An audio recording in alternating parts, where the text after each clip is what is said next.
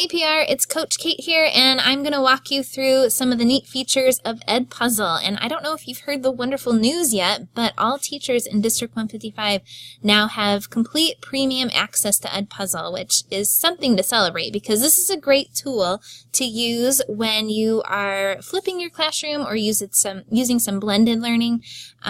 So the goal of this video is to just give you a quick little update on some of the editing features that can be used. So, if you could, with me, you're going to log in to Edpuzzle as a teacher, and it's completely fine to use your school Google account. That's what they want you to do to get those premium features.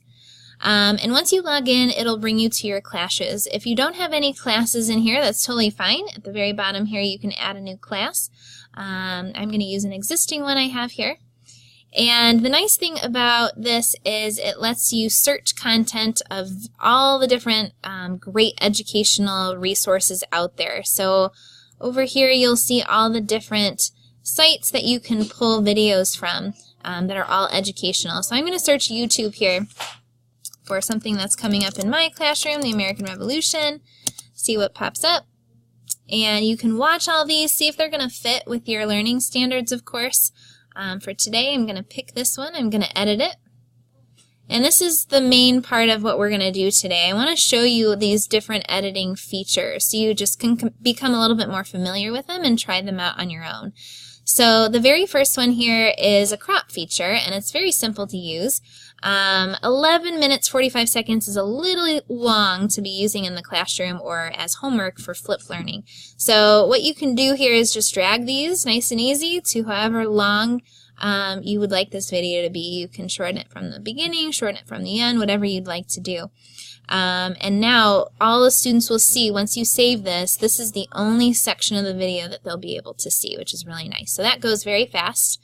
Save it, and now that's all they'll see. The next feature that you can choose to use is this Audiotrack.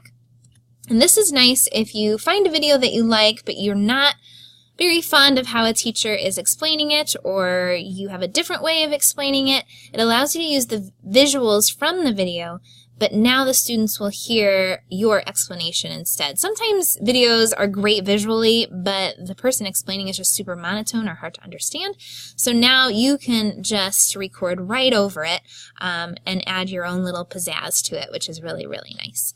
But like it says here, you have to record over the whole thing or else it won't work.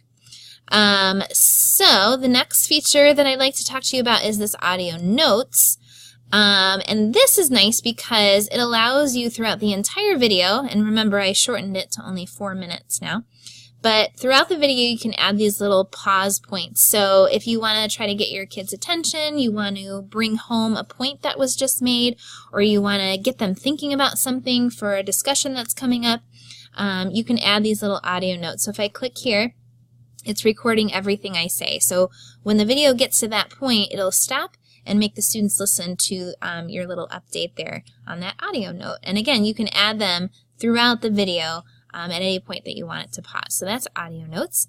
And then the last piece is this questioning. And this is great for checking for understanding, especially if you're giving videos for homework and they're watching them on their own. It's nice for them to be able to kind of check in and make sure they're getting it and make sure they don't need to rewatch or anything like that. So again, throughout the entire video, you can add any types of questions where it will pause the video and make sure that they're answering these. So you can add open-ended questions, multiple choice, or discussion questions, whatever you think would be best.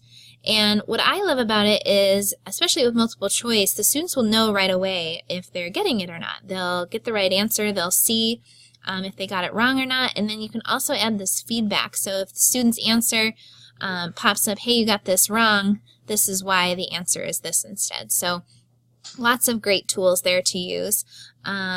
And that's all I've got for you today. So tons more to explore with Edpuzzle. There's going to be a Lunch and Learn coming up the second Wednesday in September that I'm hoping all of you will attend.